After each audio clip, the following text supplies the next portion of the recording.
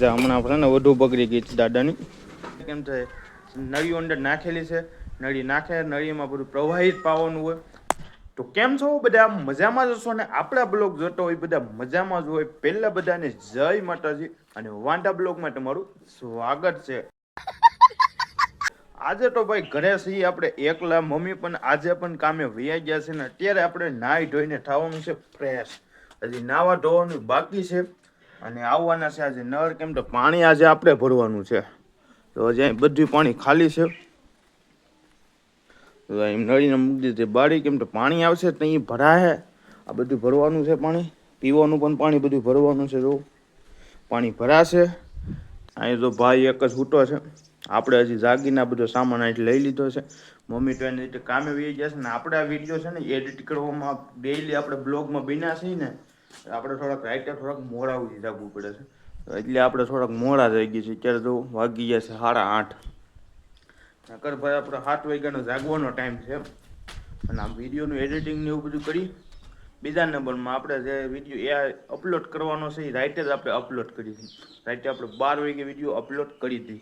એટલે સવારમાં એ automatic upload થઈ જાય. એ પ્રમાણે આપણે બધું સેટિંગ કરીશું એટલે હવે ટાઈમ વધુ લાગે છે. કેમ કે ફેસબુકમાં પણ આપણે કામ કરીએ છીએ. તો હાલો નળ આવી જાય આગળ. નળ હવે આવશે થોડાક મોડા. કેમ કે નળનો ટાઈમ છે 9:30નો ટાઈમ. ક્યાં સુધી આપણે થોડું ઘણું બધું હરખું કરી નાખીએ. 10 વાગ્યા થત પાણી આવ્યું છે. 9:30નો પાણીનો ટાઈમ હતો અને આવ્યું છે 10 વાગ્યે પાણી. અને અત્યારે પાણી ક્યાં જાય છે? પાણી જાય છે ઉપર ટાંકા ઉપર.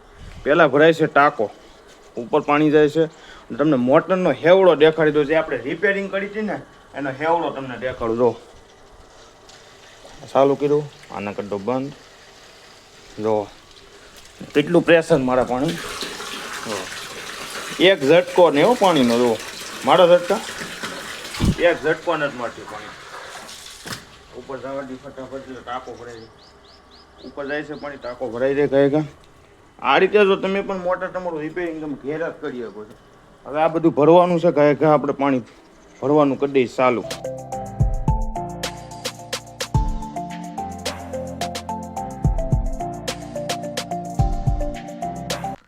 ફાઇનલી નાહી ધોઈને થઈ ગયા છીએ આપણે કમ્પ્લેટ ને આપણે જવાનું તો વિડીયો શૂટિંગ કરવા માટે વાડીએ જવું હતું પણ થઈ ગયું છે અત્યારે મોડું.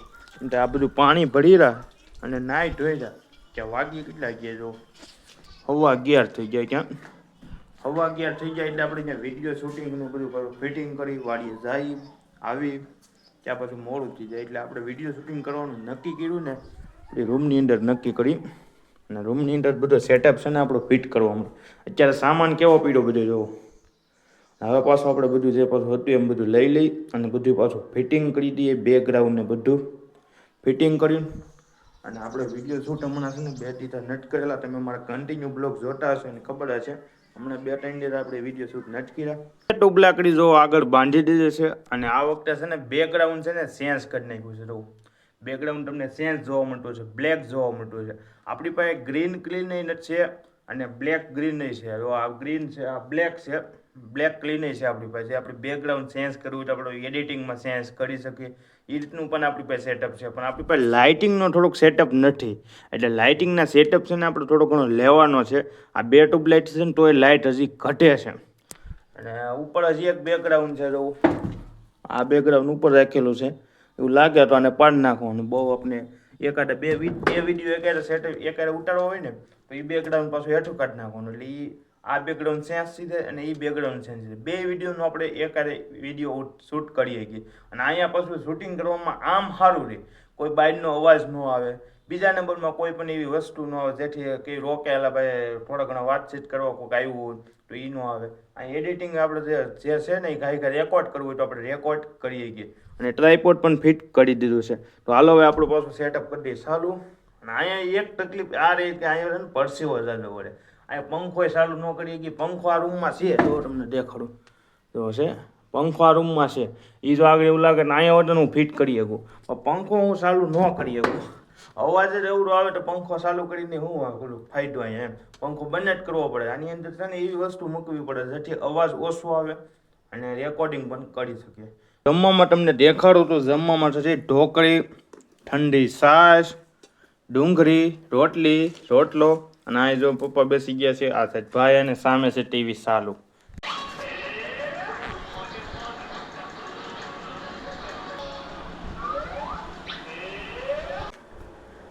માથું બઠું ઓળવીને જાય છે ત્યારે આપણે દાદાની ખબર કાઢવાની ઘરે છે.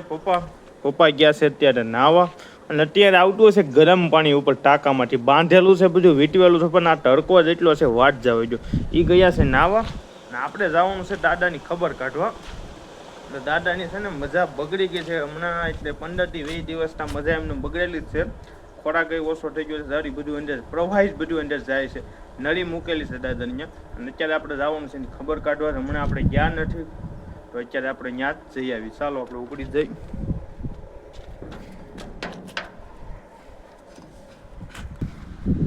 સ્વામિનારાયણનું મંદિર છે, સ્વામિનારાયણનું મંદિર જ છે અને બાજુમાં જો આ ગામનો આખો મેન રોડ છે. આ છે ને મેન રોડ છે. તમે કોમેન્ટ કરશો તો આપણે આનું ફૂલ આખો ગામનું આખું ફૂલ રિવ્યુ તમને દેખાડીશ. તો દાદાનો ખાટલો છે ને જો અહીં નીચે રાખેલો છે, ટાઢો પડશે અત્યારે. દાદા અત્યારે આરામ કરે છે.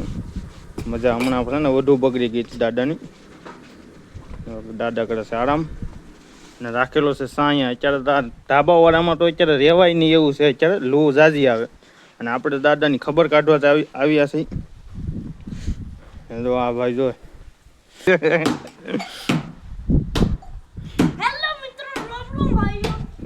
આવી ગયા છીએ અત્યારે ઘરે. અને દાદાને જમવામાં મેન લોસો છે, કેમ છે નળીઓ અંદર નાખેલી છે. નળી નાખે, નળીમાં બધું પ્રવાહિત પાવાનું હોય.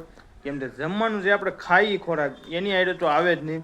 અને ગૌઢા ગટમાં અત્યારે નાના છોકરા જેવું જીવન થઈ જાય. અત્યારે બધા ફેરવવાના, લઈ જવાના, નાવા ધોવડાવવાના, એ બધું નાના છોકરા જેવું જીવન થઈ જાય. એટલે અત્યારે ત્યાંથી આપણે ઘરે આવી ગયા છીએ ને અત્યારે તો થોડું ઘણું સારું છે. ને કેટલા વાગી ગયા આપણે આવ્યાથી? ત્યારે 7 વાગી ગયા. જો 7 વાગી ગયા છે અને અત્યારે હજી મમ્મી પણ કામેથી નથી આવ્યા. અને પપ્પાએ જો અહીં ખાટલો નાખેલો છે. હવે આપણે ચડી જઈ કરી ધાબા ઉપર. ડી8માંનો નજારો જુઓ.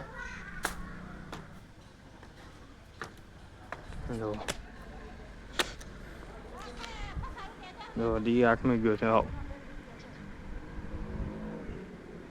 કેવો મસ્તીનો નજારો આવે ત્યાં. અને અહીં ધાબા ઉપર પવન એમ આવે.